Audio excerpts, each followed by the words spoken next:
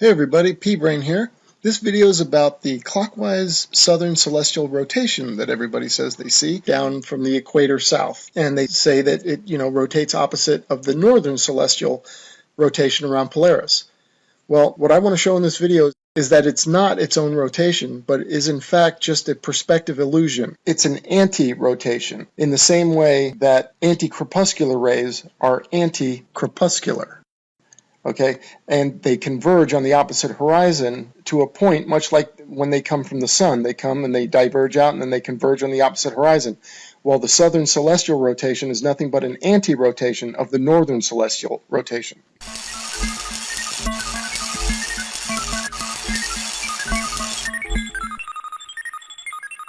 In the same way that the anti-crepuscular rays appear as though they're coming from a sun on the other horizon. They look the same way that the crepuscular rays do. The crepuscular rays diverge out from the sun, and when you look to the opposite horizon, the anti-crepuscular rays appear to be diverging out from the sun on the other horizon. But they're not. They're just the convergence of the crepuscular rays due to perspective. So it creates this illusion almost as if it's a mirror reflection of the crepuscular rays. So that's why they're called the anti-crepuscular rays. But they're not the source of the light to begin with. The source of the light is the sun. So that's the same way that the stars, the source of the rotation is the northern rotation, not the southern. The southern is just an anti or a perspective produced counter rotation.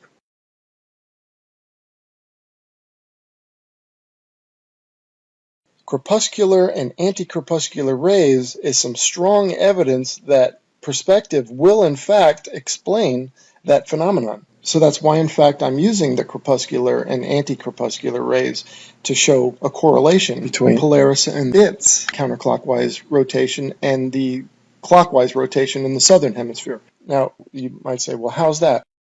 Okay, let's say the sun's overhead, right? And let's say you can see all of the rays coming down. Okay, it would look something like this, with the rays all around you. Okay, so let's attach the sun rays to the sun and let's rotate the sun as though it were Polaris and the stars, but we're going to use the sun. Okay, so as we rotate it, it'd be a counterclockwise rotation around you, right? Okay, now let's take a ground view, right? If you're standing on the ground somewhere and you're looking out to the south, you would expect to see those same sun rays going across the horizon, parallel to the ground, just moving from your left to your right. That would be a counterclockwise rotation from your perspective. Okay, so let's now move the sun down to the horizon. So instead of being overhead, let's say it's in your eastern horizon and it's rising, right? Sunrise. And let's say you have crepuscular rays, all right? They will diverge out from the sun, spread out overhead, and then converge on the western horizon. That's if conditions are right and you could see the anti-crepuscular sun rays.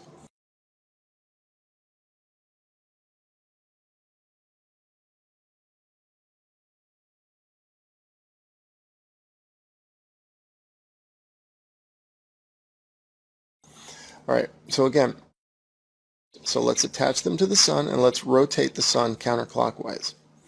All right, so what you're going to see is if you're in the middle, you're standing essentially at its equator, right in the center between the sunrise and the sunset, and you would look east and you would see the sun rays rotating counterclockwise. If you look to the west, you'll see the rays rotating clockwise, okay? Because a lot of people say, well, how come you see a rotation when you look south, you see a clockwise rotation of the stars? You know, when actually you look north and the stars around Polaris are rotating counterclockwise. Well, it's exactly the same phenomenon. There's one rotation, but when you look on the opposite horizon, the stars are rotating the opposite direction. And there's an anti-convergence, just like the anti-crepuscular rays converge on the opposite horizon. Okay, so here it is. This represents my sun in the east, and it's sitting on the horizon and has crepuscular rays coming out, and they're attached to the sun. We're rotating counterclockwise. And now, here we go, continuing to rotate counterclockwise, still rotating. And as you look in the opposite horizon, or in the western horizon, the crepuscular rays are now visually rotating clockwise as the result of perspective. So it was counterclockwise in the east and clockwise in the west. And just like in my example that I've done so far of the rotating crepuscular and anti-crepuscular rays, the stars also have a rotation and a counter-rotation. They rotate counterclockwise in the north and visually clockwise in the south.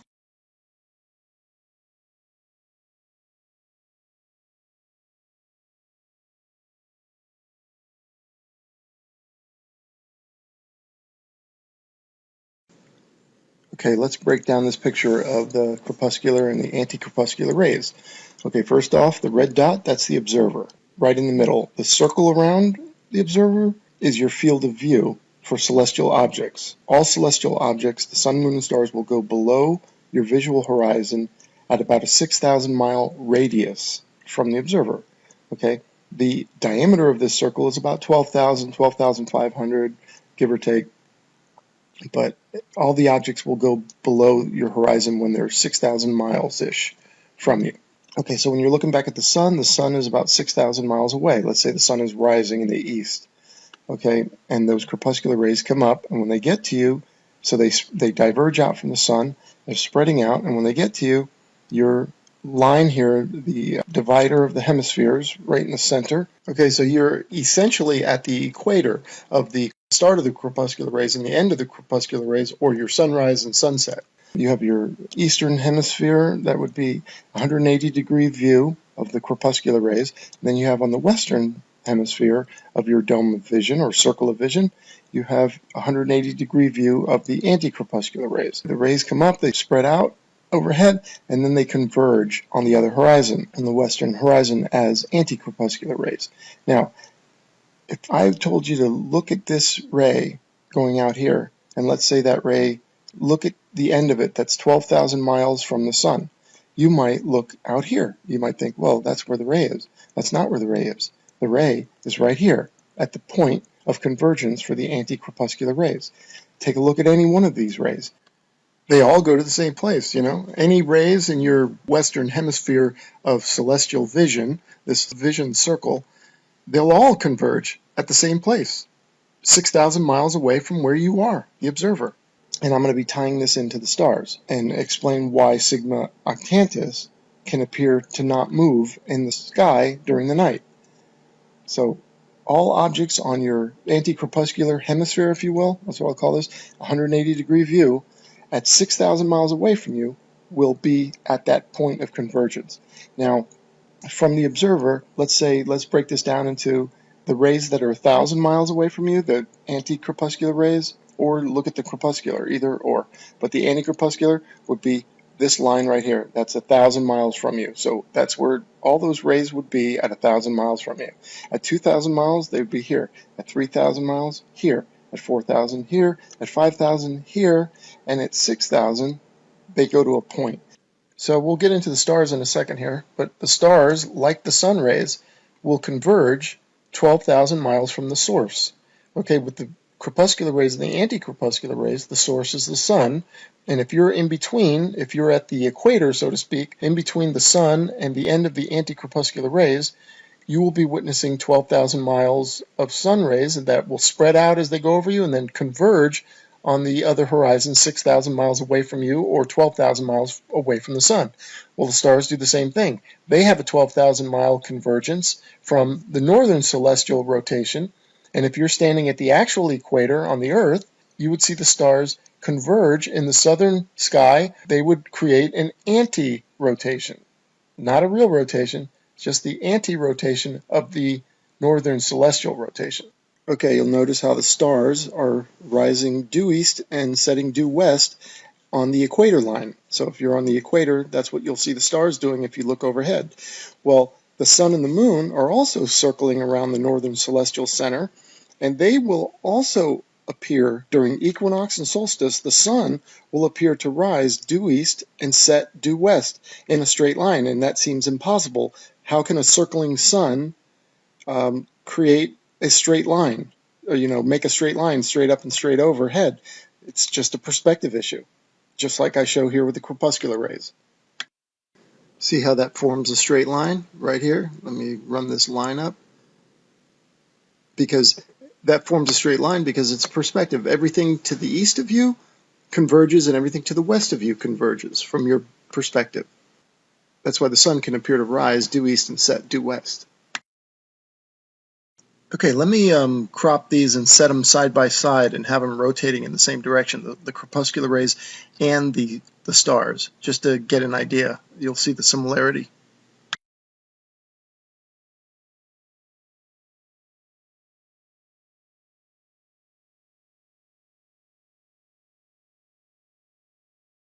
Here's a commonly asked question, or a point brought up frequently by the flat earth debunkers. If all the stars are rotating counterclockwise around a northern celestial center, wouldn't the stars, viewed from the equator and you're looking out south, shouldn't the stars appear to drift left or right, counterclockwise, parallel to the ground,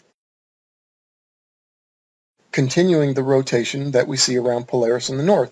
Wouldn't we in fact expect to see that, right? And that's what a lot of people ask. Well, the answer is no, because look at the crepuscular rays and the anticrepuscular rays, right?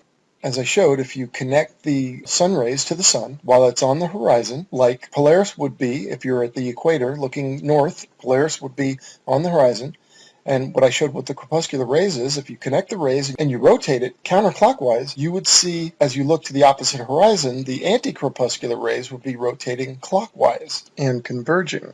So that's what we would expect to see. We wouldn't expect to see the crepuscular rays diverging out from the sun, and then as they go over our head and head for the opposite horizon, continue to spread out, because that's not what we see. We don't see that in nature. What we see are crepuscular rays that are diverging out from the sun, and as we look to the other horizon, we see a convergence of sun rays called anticrepuscular rays. They don't continue to spread out. They converge to a point on the opposite horizon, because the precedent is set with the crepuscular and anticrepuscular rays. The fact that they reconverge on the opposite horizon shows us that the stars would have a counter-rotation in the south. So if the crepuscular rays spread out from the horizon and then continued to spread out on the other side of us like this, then yes, you would expect to see the stars circling counterclockwise.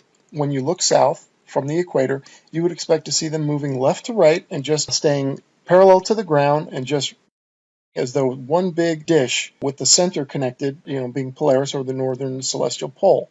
You would expect to see that. That's if we saw the sun rays do this. The crepuscular rays just keep spreading out onto the opposite horizon. But we don't see that. The crepuscular rays become anticrepuscular rays, and they have a convergence, right? So they diverge out from the sun, now they converge.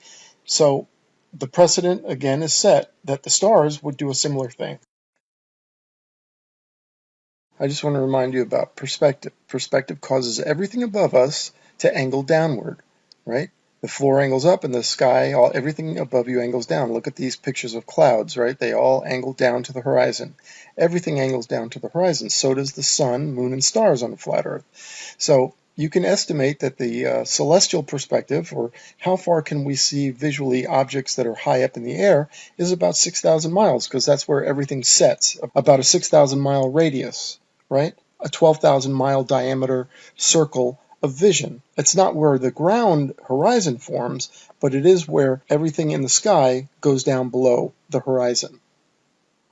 So keep that in mind now as I show you how the stars are. And let's say the stars actually spread out for hundreds, thousands of miles, let's say, and let's say we can't see them all. We can only see the dome of our perspective vision, which is about a 12,000 mile diameter circle or 6,000 mile radius. That's all the stars we can see. And the stars lower to the horizon at the edge of that circle, of a 12,000 diameter circle. So as you move, this dome of stars moves with you, or your dome of vision, I call it. Anyway, let's check it out. Well, just like, let's say you're standing at the North Pole, right? And the stars rotate. You have Polaris overhead, and the stars are rotating around you counterclockwise. As you move south, Polaris starts to lower in the northern sky, and the stars start to tip. It's almost, I like to think of it as like a salad bowl, right? And so the salad bowl has the bottom is up, that's where Polaris is, and the rim of the bowl is on the ground. That's also where the sun would go around, from your perspective at the North Pole.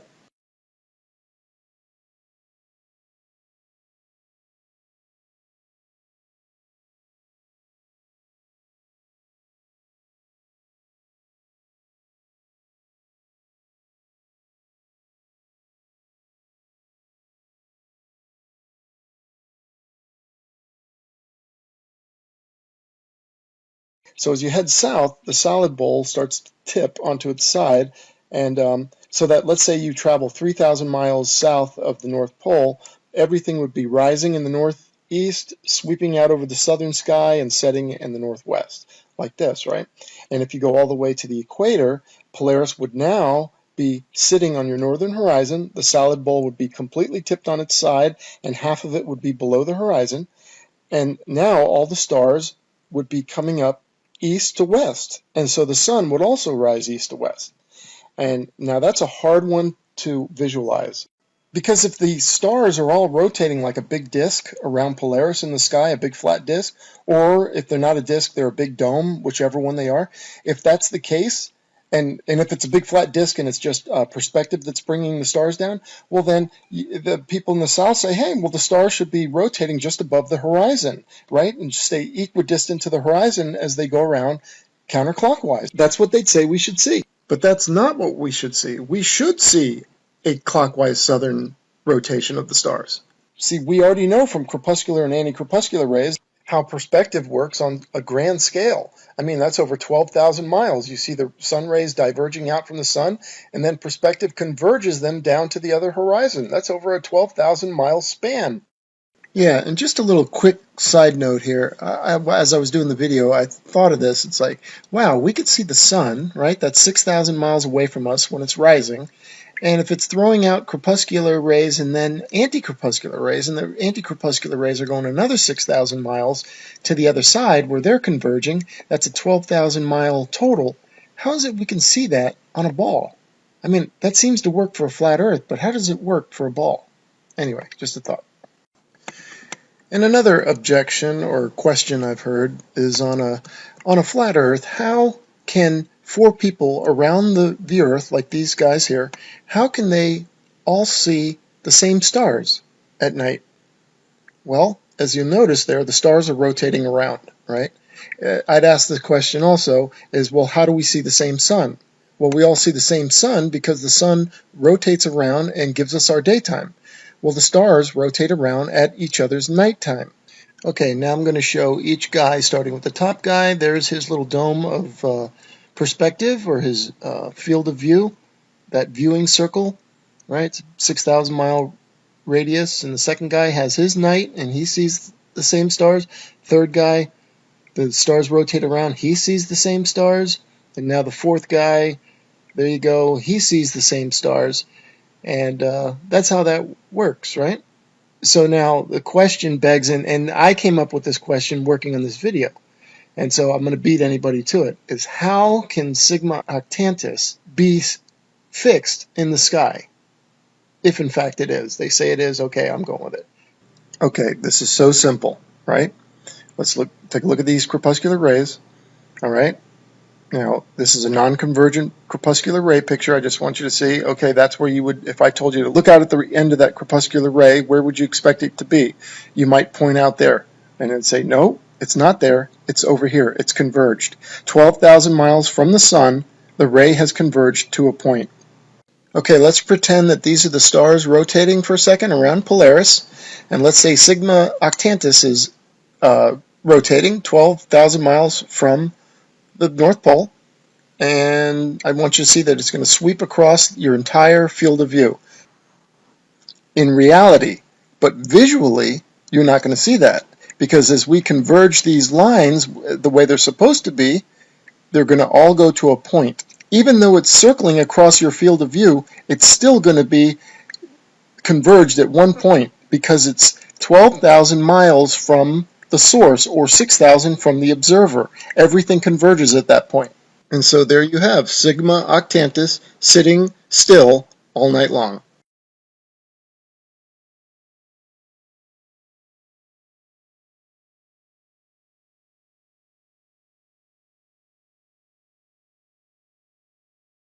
I hope you found this useful. Thank you for watching. Bye-bye.